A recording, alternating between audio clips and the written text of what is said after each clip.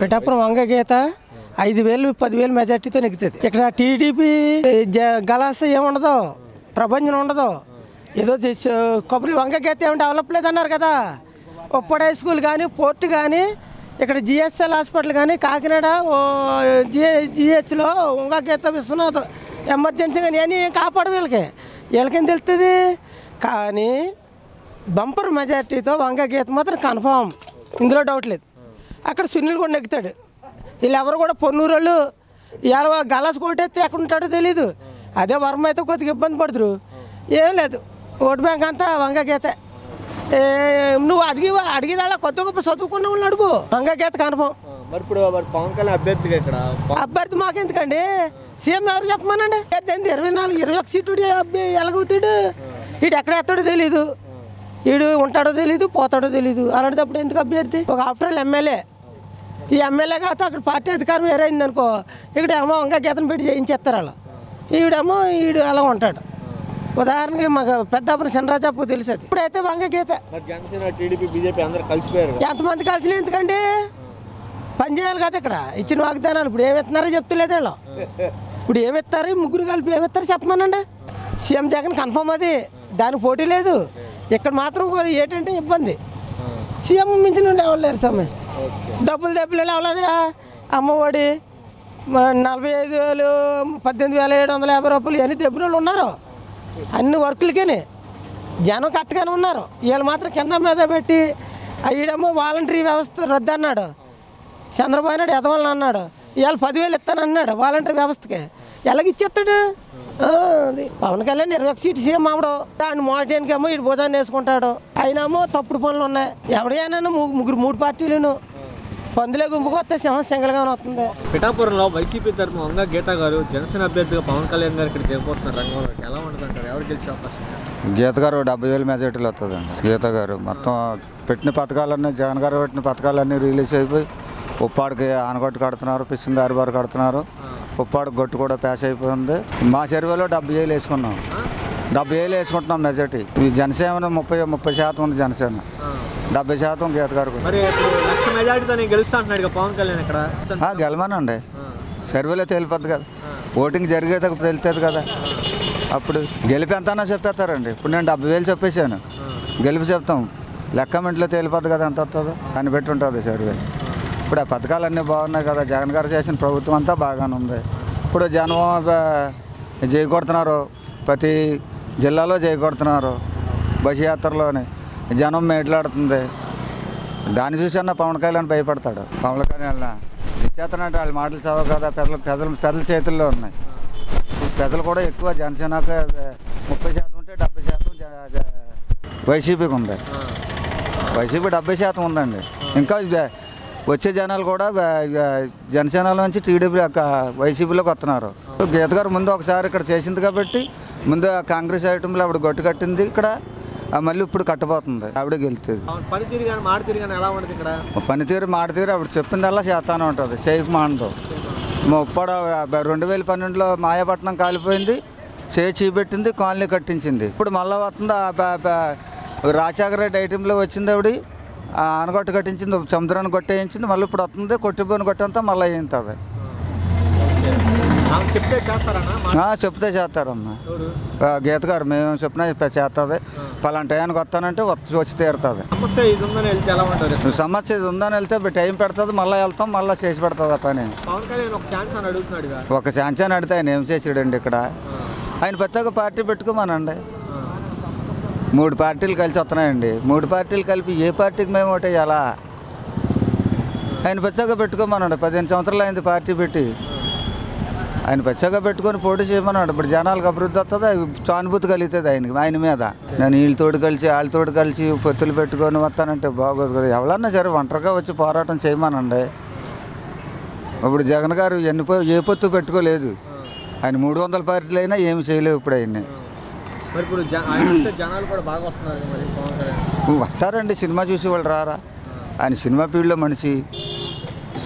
బోల్డ్ మంది కుర్రోళ్ళు ఎక్కువ వచ్చేస్తారు, గ్యాంగ్ కుర్రోళ్ళు పెద్దలు కూడా వస్తారు సినిమా యాక్టర్ అంటేని చూడడానికి బోల్డ్ మంది వస్తారు. మరి ఎందుకు వస్తారు? చూడడానికి వస్తున్నారు, ఓటింగ్ చేయడానికి రావట్లేదు కదా. వైసీపీ వాళ్ళు ఎక్కడన్నా పార్టీ ఎక్కడన్నా మీటింగ్ పెడితే ఓటేసి వాళ్ళు వెళ్తున్నారు, అంతా జనాలు వెళ్తున్నారు, కుర్రోళ్ళు వెళ్ళట్లేదు కదా. ఇప్పుడు జనసేన పార్టీ వచ్చింది అనుకోండి, కళ్యాణ్ గారు వస్తున్నారంటే రోడ్లు కాసుకొని ఉంటే జనం విన్నాలను. మొన్న ఒకసారి వచ్చి సర్వే చేసి వెళ్ళిపోయాడు, మళ్ళీ కనిపించలేదు కదా.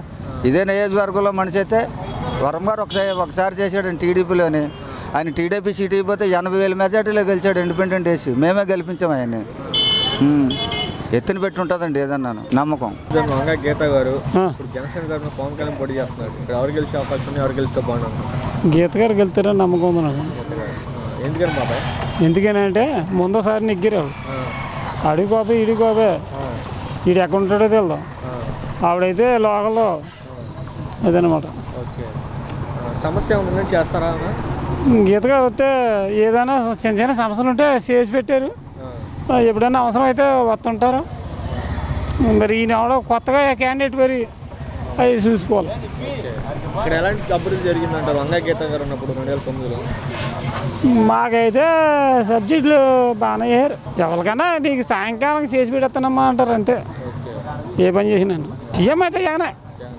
ఇప్పుడు మరి జనసేన టీడీపీ బీజేపీ కలుస్తున్నారు కదా, జగన్ గారు పని అవ్వదు, వీడి వల్ల పని అవ్వదు. మన పావళగూడ వల్ల. పావళగూడ అంటే తెలుసా, పవన్ కళ్యాణ్ అని పావళగూడ అంటాం. ఆయన దించేస్తాను అంటున్నాడుగా. ఆయన దించేస్తాను ఈయన అంటాడా, నేను చూసుకుంటాను నేను ఆయన అంటాడు. అవన్నీ మామూలే, ఒకరినొకరు పోరాటం, ఒకరి మాటలు వాళ్ళ రాజకీయం కోసం నేను ఎక్కేస్తాను, నేను గద్దెరెక్కేస్తాను, నేను గద్దెరెక్కేస్తాను అన్న మాటలు వేరు అంతే. జగన్ గారిని పవన్ కళ్యాణ్ అన్నారు మరి. జగన్ గారి ముందు ఈయన సిమ్మేటర్ నిన్ను మడతపెట్టి కూడా ఎత్తా అంటున్నాడు, గ్లాసు పొదిన ఎంత అంటున్నాడు, పొదును నిన్ను ఏ అంటున్నారు మరి. ఆ మాటలన్నీ ఇందులో మనం చెప్పుకుంటే అది బాగుంటాయా అదనమాట. 1,00,000 మెజార్టీతో గెలుస్తాను పిఠాపురంలో అంటున్నాడు. ముందోసారి ఆయన ఎలక్షన్లో వచ్చారు, ముందులోసారి ఆయన ఏరియాలో నిలబడ్డారు. ఎన్ని ఓట్లతో గెలిచారు పవన్ కళ్యాణ్ గారు? భీమవరం ఎన్ని ఓట్లతో గెలిచారా? మరి అక్కడ వదిలేసి ఇక్కడికి ఎందుకు పోటీ చేశారు? మొత్తం మండలం అంతా తిరిగారు, జిల్లా అంతా తిరిగారు. నిన్నటి దాకా ఎక్కడ నిలబడతానన్నది కూడా క్యాంట్ ఏమని చెప్పారా? పోనీ ముఖ్య చెప్పండి మీరు, ఎక్కడ పలానా దిక్కినని ఎప్పుడైనా తానని చెప్పారా? ఇవాళ రేపు అంటా చెప్పుకొచ్చారు. అలా మార్చుకుంటూ వచ్చి లాస్ట్కి పిఠాపురం టెండర్ వేసారు. టెండర్ అయితే టెండర్ అది అయినా ఆయన ఇష్టం, ఎలా ఒప్పుకోలితే వాళ్ళు చూసుకుంటారు. మాకు చెప్పాలంటే అన్ని విధాలుగా అందుబాటులో ఉండే క్యాండిడేట్ వంగ గీత గారు. రెండోది ఏంటంటే ఎవరిల్లా ఆమె ఆప్యాయంగా పలకరించి మాట్లాడుతుంది. నేను ఎమ్మెల్యే, నేను ఎంపీ అని ఆ హోదా ఫీల్ అవుతుంది. రెండోది ఏంటంటే పైన ఎక్కువగా మేము ఆలోచించేది పిల్లలకి ఫీజు రీయింబర్స్మెంటు, అమ్మఒడి, అలాగే పిల్లలకి సురక్ష, విద్యా దీవెన, వసతి దీవెన. ఫీజు రీయింబర్స్మెంట్ అంటే అందులోకి వస్తాయి అనుకో.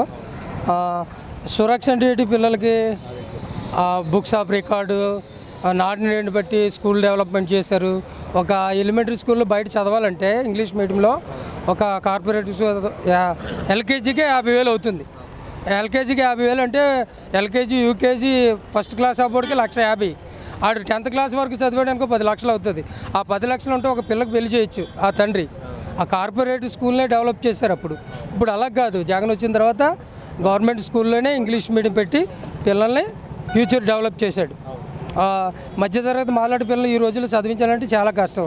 అదే పిల్లకి అమ్మఒడి ఇచ్చి 15,000 ఇచ్చి, అలా books of record, bags, shoe, uniforms ఇన్ని రకాలుగా ఇస్తున్నా ఉంటే జగన్ గెలకపోతే ఇంకెవరు గెలుస్తారు?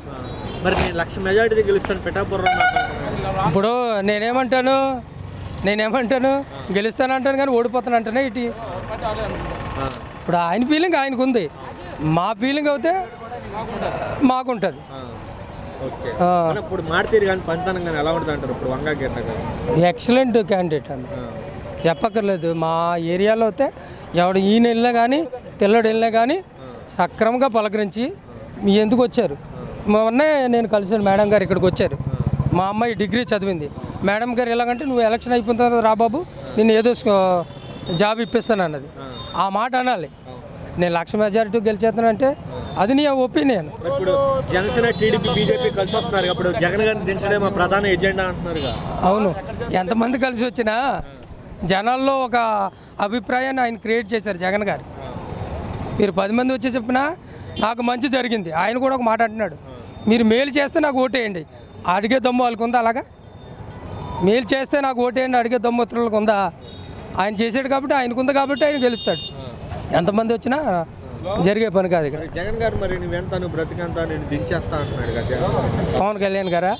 ఇప్పుడు నువ్వేమంటావు? నాకు అపోజిషన్గా ఇప్పుడు 10 మంది వచ్చి నుంచున్నారు ఇక్కడ. నన్ను చూసి నువ్వు భయపడిపోతే జనాలు నీకు ఓటేస్తారా? ఆ సానుభూతి కోసం ఇంకా నేను ఏంటంటే నేను పెద్ద హీరోను. హీరో పరంగా సినిమా హీరోలో మా అందరికీ ఇష్టం నెంబర్ 1 హీరో. రాజకీయ పరంగా 0. పిఠాపురంలో వైసీపీ తరపున వంగ గీత గారు జనసేన అభ్యర్థిగా పవన్ కళ్యాణ్ గారు ఇక్కడ పోటీ చేస్తున్నారు. ఎలా ఉంటుంది అంటారు? గీత గారు వస్తుంది. గీత గారు ఎందుకని అంటారు? ఎందుకంటే సీఎం గారు చేసి మంచి పనులు పెట్టి గీత గారు వస్తారు. ఓకే, మీకు ఎలాంటి లబ్ధి పొందారు ఈ గవర్నమెంట్? మేమన్నీ మాకు ఇల్లు స్థలాలు వచ్చి మాకు పింఛని, తర్వాత ఈ అమ్మఒడి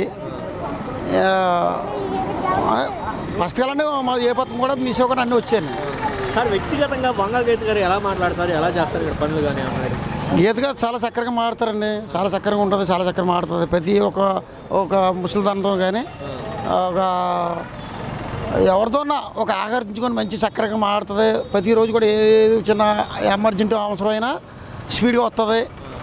అన్నీ అనుకూలంగా ఉంటుందండి. సమస్యలు ఉందని వెళ్తే ఎలా చేస్తారు? సమస్య ఏ సమస్య అయినా మనకి అందుబాటులో ఉంటుందండి. ఏ సమస్య వచ్చినా అందుబాటులో ఉంటుందండి. సార్ మరి పవన్ కళ్యాణ్ గారు నేను 1,00,000 మెజార్టీతో పిఠాపురంలో గెలుస్తానని చెప్తున్నారు సార్, ఎలా ఉంటుంది? ఆయన ఒక అండి అది, ఆయన ఒక అంతేగాని కదా ఆయన చేసి మంచి పనులు, ఆయన చేసి పథకాలు, ఆయన చేసి దాని మించి ఇంకా ఏమైనా సైగాలను అనుకుంటే ఎవరైనా రావచ్చు. ఎందుకంటే మిమ్మల్ని తొక్కేస్తాను, మిమ్మల్ని ఏదో చేసేస్తాను, ఓఎస్సీ ఫోన్లే అలా చేస్తాను ఇలా చేస్తాను అంటాం తప్ప మేము మంచి పనులు చేసి ఇదేం కాపాడలేదు. ఎందుకంటే ఒక మంచిగా అడిగితే మంచి పని ఏం చెప్తానంటే ఎవరన్నా ఏదో సానుభూతిగా చేస్తారు. నేను తొక్కేస్తాను, ఆ వైసీపీని తొక్కేస్తాను, ఆ జగన్ ఇలా చేసేస్తాను, కాకపోతే ఒకళ్ళు వైసీపీ నా కొడుకుని ఇలా చేస్తాను అన్న మంచి మాటలు కాదు. మంచిగా వచ్చి ఓటు అడిగితే చక్కగా వేయాలన్న ఒక సానుభూతి కలుగుతుంది. అంతేగాని ఎప్పుడు ఆ వైసీపీ వాళ్ళ మీద తొక్కేస్తాను, వైసీపీని అలా చేస్తాను ఇలా చేస్తాను అంటే తప్పు. జగన్ గారు 4వ భార్య కూడా అది మరీ తప్పు కదా. జగన్ 4వ భార్య ఏంటండి? ఒక రాష్ట్ర సీఎం నట్టుకుని ఆ మాట అంటే తప్పు కదా. అది మరీ తప్పు అండి. ఎందుకంటే ఒక రాష్ట్ర సీఎం నట్టుకుని 4వ భార్య లేదా ఇది అది అంటే తప్పు అండి. అది కరెక్ట్ కాదు. అలాగే ఆయన సింహం జగన్మోహన్ రెడ్డి అంటే సింహం. ఆయన ఇలా అనడం తప్పు కదా. అలా వాడకూడదు కదా అన్నమాట. ఆ వాడడం కూడా తప్పే. నా లెక్క ప్రకారం అయితే వాడడం కూడా తప్పే. ఆయన ఇంకా మంచి పనులు చేస్తాను, ఆ సీఎం గారు ఇంకా మంచిగా ఉంటాను, ఇంకా మీకు ఏదైనా అందుబాటులో ఉంటాను, మీ దగ్గరకు వచ్చి ఇంకేం చేయగలను అంటే సానుభూతి కలిగి మనం అందరూ చేయగలం. అంతేగాని ఎందుకు ఎప్పుడు అదే మాట ఏంటి, ఎవరే వైసీపీ నా కొడుకు అలా కాదు, వైసీపీ తొక్కేస్తాను, ఎవరే జగన్మోహన్ రెడ్డి ఇలా తప్పది. అందుకని సీఎం చేసి అన్ని మంచి పనులు కాబట్టి చక్కగా అందరూ ప్రజలు ఒకవేళ ఆటోమేటిక్గా నాయకులు అటువంటి తేడా అయినా సీఎంని బట్టి ప్రతి ఒక్కరు ఓటేద్దామని అనిపిస్తుందండి. ఆ విధంగా మా జగన్మోహన్ రెడ్డికి వేయాలని ఒక తాపత్రయంతో ఉన్నారండి జనం. పిఠాపురం నియోజకవర్గం కొత్తపల్లి మండలం ఉప్పాడ. గీత గారే ఎమ్మెల్యే అండి అని మా లెక్క.